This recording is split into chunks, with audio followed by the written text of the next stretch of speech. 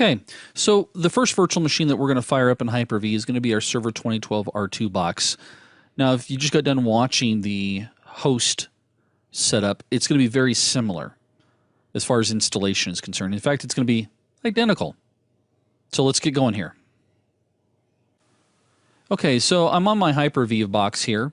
This is actually my Hyper-V server that I have here. It's got a bazillion gigs of RAM and it's got a ton of hard drive space in it. Just ignore these virtual machines. These are not the virtual machines you are looking for. These are ones that I use in my own production environment here at the Justice League. Yeah, I know, see, Batman reference, huh?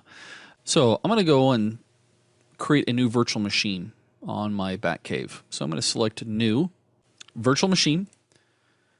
It's going to walk me through my 4-hour wizard. 4-hour wizard, not really. I just like making people think I work a long time. I hit Next. Asks, what's the name of the machine that you'd like to create? Well, I'm going to call this one Ethical Hacking, or EH, Server 2012. Maybe I should do R2 just in case I have another box on there called 2012. Now it's asking me also where do I want to store the virtual machines. You can store them in the default location or you can specify somewhere else. I'm going to just put them here. Actually, let's put them in a different location. I want to put them on my D drive under CEH project. I'm just going to, again, I'm a stickler for organization. So I'm going to create a folder here. I'm going to call it VMs. And this is where I'm going to put all my VMs. And it'll create a subdirectory for me named after the machine. And what this is asking for is not actually where do you want to install, but where do you want to put the configuration files that make up the virtual machine. I'm going to hit Next. It then asks what generation of Hyper-V do you want to create. Trust me on this one. Again, this is not a Hyper-V class. We're just going to take Gen 1. And it says how much memory do you want to utilize? Well, you need at least on this box here, you'd probably want to have like 4 gig. On this box, let's go ahead and just give it 248 megabit, which is 2 gigs of hard drive space or of memory. Now I know this isn't a ton of memory associated to the machine, but again, this machine is going to have, actually I take that back. Let's do 4 gig because we're going to install SQL on this box. We're going to really kind of put it to its limit here. We'll also be installing the web services on this box as well. Don't worry about the dynamic memory. We're just going to hit Next. And it says, okay, what network do you want to hook it up to? Well, you can see I've got a couple of networks here. I don't want to necessarily put it on my production environment or on my DAG network, so I'm going to put it on my hacking network because that's why I created it, so it's completely separate. I'm going to hit Next. Here's where it's saying, where do you want to put the virtual machine? The file that represents the virtual machine. You'll notice it picked up the name. The new extension now for Hyper-V is VHDX, and you'll see here that the directory it's going to create, or it's going to place it inside of CEH project, VMs, and see, I told you, it created a directory there, and it created another subdirectory, or it will create a new subdirectory called virtual hard disks, and that's good. I'm going to leave it right there. It also says, how big do you want this hard drive to be? Now, the default for this is to be a dynamically expanding hard drive, meaning that even though I specify 127 gigs, it's not going to take up 127 gigs on my physical drive. The host OS will only use as much space as the file takes up. But to the virtual machine, it thinks it has 127 gig. So you can actually over allocate. And 127 is the defaults. That's fine for me. I'm going to go ahead and hit Next. It then says, okay, we need to install an operating system because obviously this is a new machine. Do you want to install an OS later? Nope. I want to actually do this based off of an ISO. And hey, here we go with those ISOs. Remember we downloaded them? We put them here inside of our ISO directory. And there's my 2012 trial. I'm going to select Open.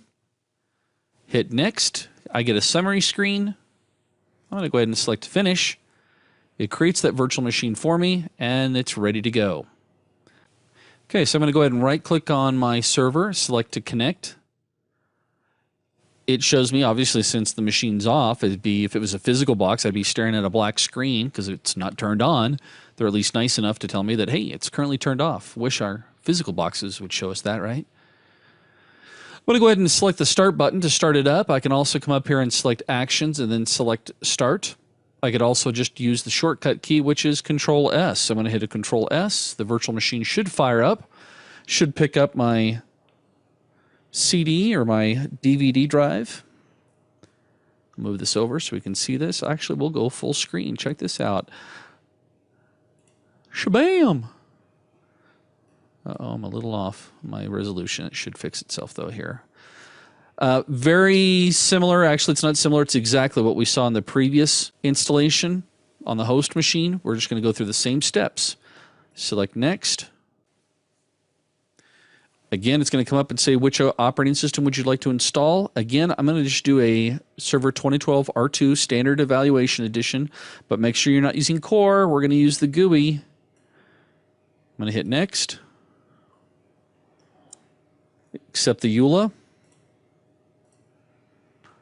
Again, remember, there's nothing to upgrade because it's a fresh install, so we're going to do a custom. I'm going to take the whole partition, and it's another waiting game. We'll pause the video and come back when it's finished up. Okay, so it's finished installing. All of our features or updates. Again, we don't need to wait for it to reboot. Nothing magical about the green line. We'll just go ahead and reboot. Make sure you don't press a key. Oh, there we go. So again, we're going to be asking us for a password. We're going to use our top secret password. Again, if you didn't see the host setup, there it is right there. We're going to use $$W0RD. I'm going to come down here and type that in as again. Hit finished.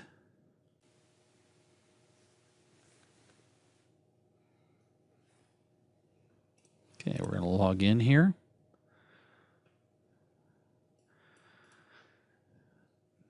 To log in, if you don't know the shortcut for it, you're going to have to come back to a windowed environment so that you can get to the actions.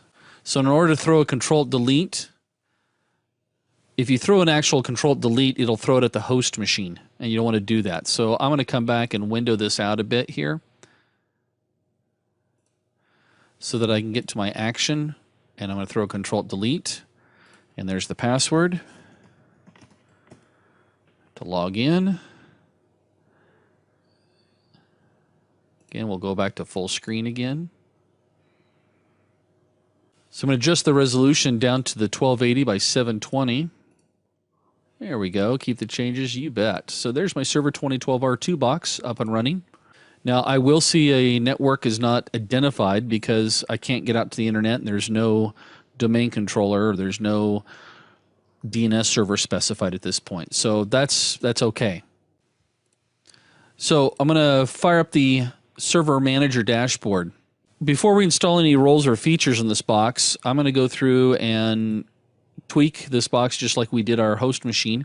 Again, notice that the default computer name is, yes, that random name. So I'm going to click on the name and come in to change the name. And this one here, I'm going to call it Server 2012 R2. I'm going to hit OK.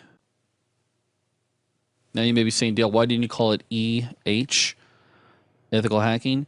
Because this is the ethical hacking name is only to represent itself in Hyper-V to the host machine.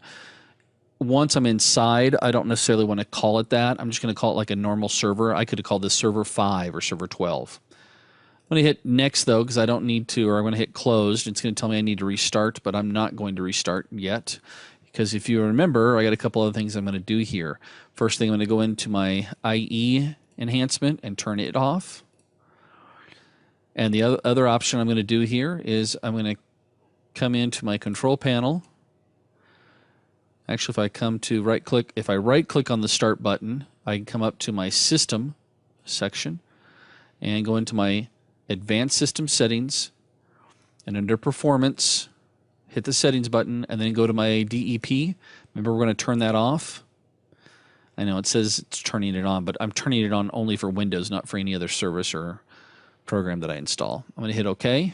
This requires a restart as well. I'm going to hit OK. OK. And let's restart this bad boy. Tell it we're starting it for other.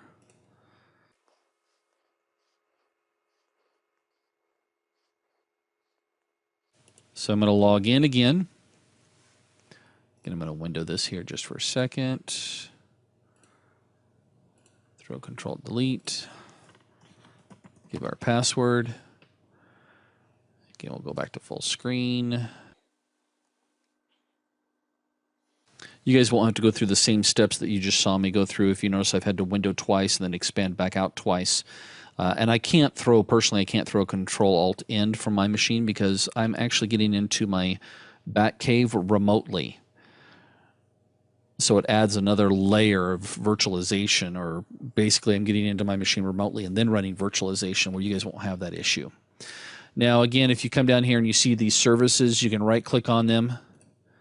You can left-click on them. I just like to make sure that none of them are services that's supposed to start automatically. The automatic with delay start, it just means that it hasn't fired up yet, and these eventually will fire off for me. Okay, so what we want to do next is install IIS as a web server, because it'll be one of the things that we'll try to attack. We're going to come in here into our Add Roles and Features. So I'm going to hit Next. It's going to be a role-based installation. It's going to be on my server 2012 R2 box. Notice I've got an IP address. We'll be changing this up a little bit later on as well. I'm going to hit Next. It says, okay, well, what role do you want to install? Well, the role I'd like to install is IIS. And when I select to install web server IIS, it tells me that I need to have these tools installed as well. So I'm going to add those features in. I'm going to hit Next. Now it's asking me for features specific to this particular machine. So I'm going to go through and select the following features to install. I'm going to do my back bits. I'm going to install bits. I'm going to take those as default. I'm also going to install my BitLocker options. And I'm going to take branch cache, client for FS. We're going to just go ahead and click all of these right here. Take the additional features, group policy management console, the ink, internet printing. And I think that's all I'm going to take on that one. I'm going to go ahead and hit Next. Hit Next again. And here it just comes up and asks me for the different roles within IIS that I want to make sure I support. We don't need to make any changes here because we've already installed the IIS options. I'm going to hit Next. Now it's going to ask me for WDS.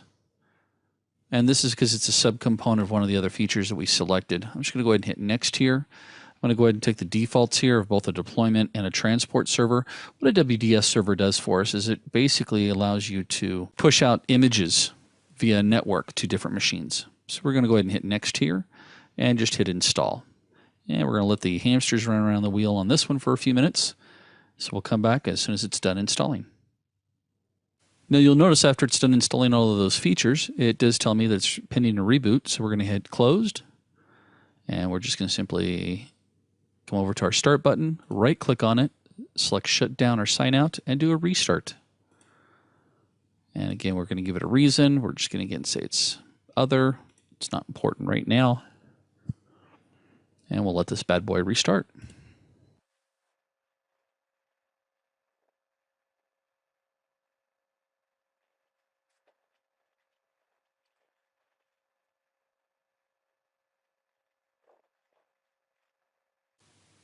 Okay, we're again going to log in. And I've got to do my login a little differently than you guys.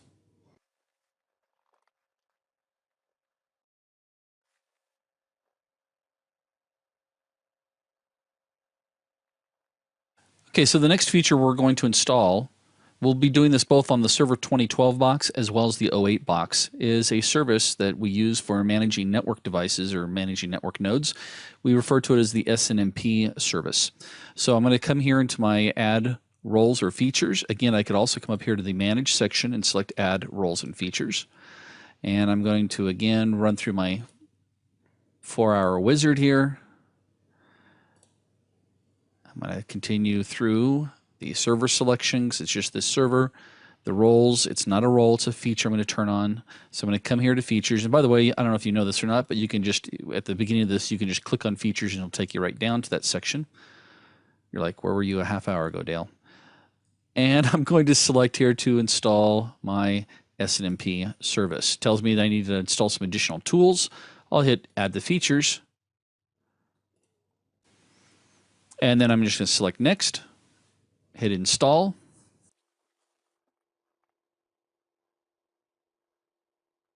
Tells me here that it's successfully installed. I'll hit close. Notice here under my action flag, I have that it's successfully installed, so I can get rid of that. And then I'm going to come into the services. Now that I've installed it, I want to make sure my services are running. So I'm going to come to Tools and select Services. And I'm a big fan of sorting by startup type, so I can see all the services that have to start automatically. I just like scrolling through here, making sure that they're all up and running. The ones that, again, that are automatically delay, or they may be also set up to be a trigger start, you don't need to make sure that those are running. So since those are all running okay, I'm good there. But I do want to pay special attention to the service that we just installed, which was, again, was our SNMP service. I'm going to right-click on it and go to the properties for that service. And under the Security tab, I'm going to set what we refer to as the community name. And we're going to set this up as the defaults. So I'm going to select that I'm going to create a new community name and rights. It's going to be set up as read-only, and the community name, this is very generic here, or default. Oh, it's public. I'm going to hit add. And then I'm going to select the option down here to accept SNMP packets from any host. The default, you noticed, was to accept only from the following host that you list. That is a much more secure mechanism or setting that you can set up. It's a much better configuration. But again, our goal here is not to lock down the machine. We're to learn different vulnerabilities that could exist. Okay, so I'm going to go ahead and hit OK. We'll close that down. So another thing that we need to do here is we need to set the IP address for this particular machine. The default for it, if I come here and look at the local server, you'll notice here that the IP address says it's being assigned by a DHCP. Well, I don't have a DHCP server. So I'm going to go ahead and click on this link. It takes me to my network adapter. I'm going to right-click on it, go to Properties, and then I'm going to scroll down here to where it says Internet Protocol version 4 or TCP/IP v4. Just double-click on that, and that opens up your IP address info. I'm going to not obtain automatically because I don't have a DHCP server out there, but I'm going to go through and select to use the following IP address. And the IP address that I'm going to use is going to be, and you can use any range that you want as well. Again, I'm going to do this so it's easy for me. If you follow along with me, then things will make sense when we're trying to identify machines by IPs, because very seldom do we actually do it by the actual DNS name. Typically, we're hitting it by IP. So this particular one, I'm going to call it I'm going to give it the IP address of 192.168, and I'm going to go with 0.10. And the subnet mask I'll leave at the 22255 because I'm not going out onto the internet to anywhere. I don't need to worry about a default gateway. And for the DNS server, I'm going to put in its own IP address because we will install DNS on this machine. So I'm going to put in here a loopback address, which I could technically type in the 192 address that's listed up there as my IP, or I can use a 127.0.0.1 address, which means look at myself for DNS. Now again, I don't have DNS installed on this machine at this point, and that's okay. We might play around with that a little bit later. I'm just setting this up ahead of time. I'm going to hit OK and close that back down. Another feature that we're going to want to install, I do have to select the server name, then I come to Features, is the Telnet client. So I'm going to scroll down here, and you could have selected this earlier as well. I'm just trying to compartmentalize as much as I can for you. And I'm going to go ahead and select Next. Tells me I need to restart it, or if I need to restart it, I don't need to for the installation of the Telnet client. I'm just going to hit Install. Okay, after that's done being installed, I'm going to go ahead and hit Closed. And the next thing we want to do on this particular machine is to disable something that's enabled by default. And again, guys, I understand you may be thinking I would never do this. Trust me, you're going to come into environments, or you may be around environments where somebody has done some of these settings to make things easier for them. And what I'm going to do now is we're going to go through and remove the password complexity. And we'll be doing this on all the hosts, and we'll be doing this both on the host and the guest operating systems. So let me show you while we're here on the Server 2012 box. I'm going to come up here to my tools, and under my tools, I'm going to come down to under my administrative tools. I'm going to come down to where it says local security policy, and open up the console for that. And inside the local policy, I'm going to open up my account policies. Under my password policy settings, I'm going to highlight it. And you'll notice here that the default is the password must meet complexity requirements. So I'm going to disable this. Now, the default again is enabled, which means our passwords have to comply to the following options. They have to adhere to at least 3 of the 4, and that is uppercase, lowercase, a number, and a special symbol. And that's why when we did the installation of the server, we did that funky password just so that we would adhere, because that's the default. But we're going to disable this because we may have in our demos coming in the ability for users to create whatever password they'd like. So I'm going to go ahead and hit OK. Notice that that's been disabled. Now this will also require a restart of this machine.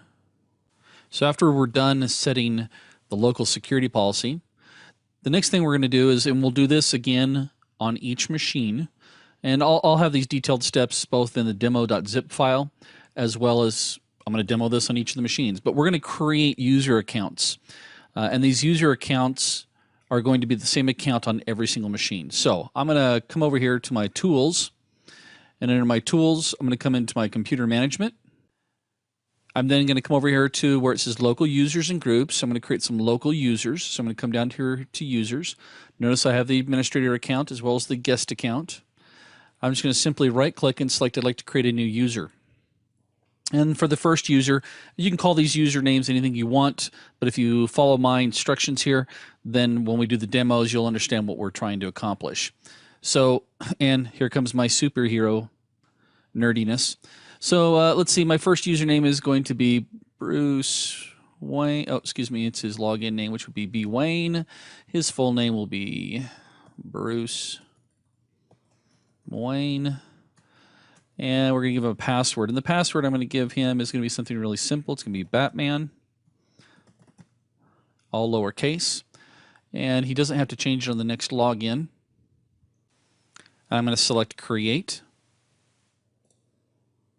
And I'm going to create another one, and we'll say this is, let's just go with, I'm going to pick a name here out of the blue, D. Grayson. And that's Dick Grayson. And his password is going to be, let's pick a bird here, Robin. Now, I know these aren't difficult passwords, but that's the point. I'm going to hit Create. We'll create another one here. This one we'll call their login name H. Jordan. And that would be Hal Jordan. And let's just say his password is green. Oh, and I forgot to do Dick Grayson doesn't have to change. So make sure you select that they don't have to change on the next login. We'll go back and fix Dick Grayson's here in just a second. And let's create another one, and we'll do C. Kent. And we'll just say his name, I don't know, this is Clark Kent. And his password is super, I guess. I'm just making these up, guys. And I'm going to select, again, that his password doesn't have to change. We'll hit Create. Then we'll close this. I'm going to go back in here real fast since I goofed up. Hopefully you didn't goof up, but you may have on Dick Grayson's account. I'm just going to right-click on his account, go to Properties, and just deselect and hit OK. Now, whatever accounts or whatever username and passwords you use here, make a note of those because you're going to create the same accounts on each one of the machines in the environment. We're not going to be dealing with a domain controller. In the future, we might. This is just setting up some basic accounts. Okay, a couple other things that we're going to want to do here is first we're going to turn off the old Windows firewall. And we can do this a couple different ways. We just come down here to the Start button, click on it, and just start typing in the word firewall. And I'm going to do not open the one with advanced security. It's going to take you someplace you don't necessarily need to go right now because we just need to turn this off. I'm just going to select the Windows firewall. Again, this is going to be a step that we do on every single machine. It's kind of funny that we talk about turning off the firewall, and normally you would think, oh, that's a bad thing, and yet I don't know how many times I teach a class when the firewall comes up as a point of subject, majority of IT guys actually have group policies that push out that turn this thing off. And it's because it creates a hassle for them, they think, but that's okay. We'll let them do that. I'm going to come in here and select to turn off the turn the Windows firewall on or off, and just select to turn it off for both. This will also allow the machine to respond to ping requests. I could actually go through and open up some ports through the advanced settings, so it would respond to an ICMP. But we're just going to make things very, very simplistic here so that we can get the theory and the concepts down. I'm going to hit OK. And now I'm going to see a lot of red here, and that's okay. And the last thing I'm going to do is I think I want to check to make sure that I don't have any screensavers, but on a server I'm not going to have them by default because, yeah, they shouldn't be turned on. Again, this is going to be something that we'll check on every single machine. We know that the desktop platforms, the screensaver will be active, and so you're just going to want to make sure that we turn those off as well. But again, when we get to the setup of those machines, I'll review that with you. So that gets us a starting point here for our Server 2012 R2 box. What we want to do now is we're going to move on to installing our next one, and in order to do that, we're going to go ahead and shut this machine down. So I'm just going to come down here to the Start menu. I'm going to right-click on it, select the Shutdown option, and just select to please shut this bad boy down. I'm going to go ahead and select it's being shut down for other, and hit OK. I have my console still open here. We'll go ahead and close that. Okay, and that's how you set up the 2012 R2 box.